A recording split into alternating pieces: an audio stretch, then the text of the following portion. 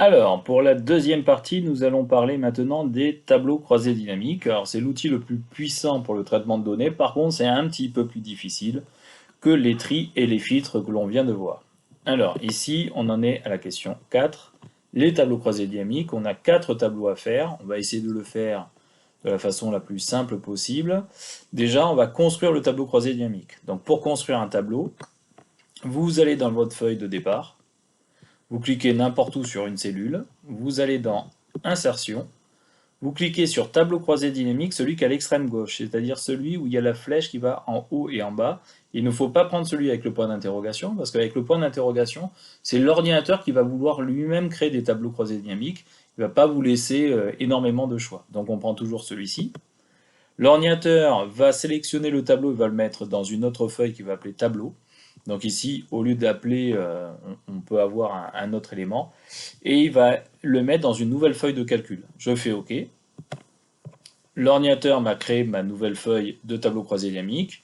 Je prends cette feuille, je peux la mettre après les filtres 4. Donc pour faire ça, vous cliquez sur l'onglet de la feuille, vous laissez le doigt un petit peu longtemps appuyé sur la souris, puis vous déplacez. Vous renommez ça TCD1 pour tableau croisé dynamique 1. Et une fois que vous avez fait ça, soit vous retournez dans le départ et vous faites insertion de tableau croisé dynamique, soit comme tout à l'heure, vous recopiez cette feuille, donc copiez la feuille, déplacez ou copiez, vous créez une copie que vous mettez en dernier et vous l'appelez TCD2. Et une fois que vous avez fait ça, vous recommencez pour le 3 et le 4. Donc je vous laisse faire ça.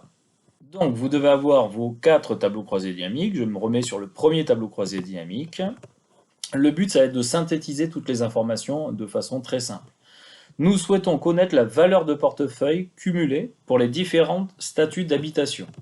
Donc je clique dans ce tableau-là. Dès que je clique, vous avez des champs de tableau qui apparaissent ici, avec toutes les informations qui en fait étaient dans le tableau de départ. Le nom, le prénom, l'âge, la situation, etc. Vous voyez, quand je clique dans mon tableau, j'ai le nom, le prénom, l'âge, la situation familiale, etc. Donc ici, on vous demande de faire un tableau en fonction du statut d'habitation. Donc je coche statut d'habitation. Et comme statut d'habitation, c'était du texte, locataire ou propriétaire, l'ordinateur le met automatiquement en ligne. Ce qui est parfait, c'est ce qui nous convient. Et si je veux savoir pour ces différents éléments la valeur de portefeuille cumulée, je descends ici et je choisis valeur de portefeuille et l'ordinateur va le mettre en valeur parce qu'il sait que c'est un nombre. Ce nombre, vous pouvez le prendre, vous allez dans Accueil et vous le mettez en format par exemple monétaire ou comptabilité. Et l'ordinateur vous dit que le total, parce que la valeur par défaut qui est prise c'est la fonction somme, le total des éléments pour les locataires c'est 15,5 millions et pour les propriétaires c'est 1,4 million. Je prends cet élément-là.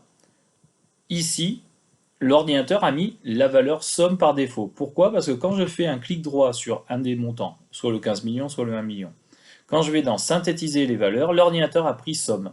Mais si vous voulez avoir la moyenne des portefeuilles, ou le portefeuille le plus grand, le plus petit des locataires propriétaires, vous pouvez également le faire. Donc là, on va laisser cet élément ici. Alors, pour le TCD2, on va avoir la ventilation par tranche de revenus par situation familiale. Donc, je vais prendre, dans un premier temps, je vais cliquer, je vais prendre la tranche des revenus en premier, et la situation familiale, qui est ici, site femme pour situation familiale. Donc là, l'ordinateur, il faut bien comprendre que comme j'ai coché revenu en premier et situation familiale en deuxième, il l'a mis ici d'abord en premier les revenus et après ces éléments-là de situation familiale. Si la situation familiale, je ne veux pas l'avoir en ligne mais en colonne, je clique dessus, je glisse et je peux le mettre en colonne. Si je veux l'avoir avant les revenus, je mets et j'ai d'abord tous les célibataires avec les différentes tranches, tous les mariés, etc.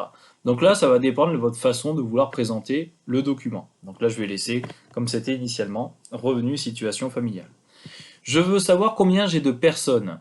Donc pour savoir ça, je prends un champ texte, mais au lieu de le cocher, je prends le champ texte, ici, je clique sur le mot nom, et je le glisse en valeur. Et l'ordinateur va me dire combien j'ai de noms, parce que sur du texte, on ne peut faire que compter. Donc là, savez combien vous avez de personnes qui ont une tranche 1, il y en a 38, 25 sont célibataires, 6 sont mariés, 7 sont séparés, etc. etc. Donc ici, pour le troisième, nous voulons connaître en pourcentage la valeur de portefeuille en fonction de la demande et de la tranche d'âge. Donc ici, on va aller prendre la demande et la tranche d'âge. Donc la demande en premier et la tranche d'âge qui était un petit peu plus haut. Une fois qu'on a ça, on va voir la somme des portefeuilles. Donc je vais aller dans somme des portefeuilles. Si je coche, l'ordinateur me le met en euros. Donc regardez ici, les valeurs qui sont mises sont en euros. Le truc que je veux avoir, moi, c'est en pourcentage. Alors l'erreur que font plein d'étudiants, c'est qu'ils prennent ça et ils appuient sur le bouton pourcentage. Ce qui est complètement ridicule parce qu'en fait, l'ordinateur vous met un pourcentage, il a multiplié par 100 les nombres que vous aviez. Moi, ces montants-là, ça représente le montant total de la valeur des portefeuilles, c'est-à-dire que les anciens ont fait en consommation 3 318 000 au niveau de la valeur du portefeuille. Les matures, qui ont demandé une consommation, ont une valeur de portefeuille d'1 648 000. Si je veux avoir cet élément-là en pourcentage du total, alors je vais faire exprès de laisser cette colonne, c'était pas demandé. Mais je vais la laisser. Je reprends avec la souris valeur du portefeuille. Là, je ne peux plus cocher décocher parce qu'autrement, ça s'enlève. Regardez, ça s'enlève. Je prends le mot valeur du portefeuille, je le reglisse une deuxième fois en valeur. L'ordinateur me remet la somme parce qu'en fait, l'ordinateur, si je prends 5 fois une colonne, il va toujours me mettre la somme si c'est un nombre. Je clique sur un des nombres, n'importe lequel. Je fais un clic droit. Là, ici, dans synthétiser, je vous ai dit qu'on pouvait mettre la moyenne, par exemple, des portefeuilles. Donc, je vais faire ça, je vais laisser, tiens, la moyenne des portefeuilles. Je vais reprendre le champ valeur du portefeuille, je le mets une troisième fois. Il me propose toujours la somme. Je prends, je fais clic droit. Et au lieu d'aller dans synthétiser pour changer, mettre max, min, etc., je vais aller afficher les valeurs. Et là, je vais lui demander d'afficher en pourcentage du total général. Et là, je vais avoir les différents éléments, c'est-à-dire que 52% concerne la consommation au niveau de la valeur du portefeuille, 17% les travaux et 31% la voiture. D'accord? Donc là, c'est la façon de faire pour avoir les pourcentages. Alors, le dernier un peu plus difficile. On veut avoir par année et par trimestre. Donc déjà, pour avoir ça, je clique et je dois prendre la date.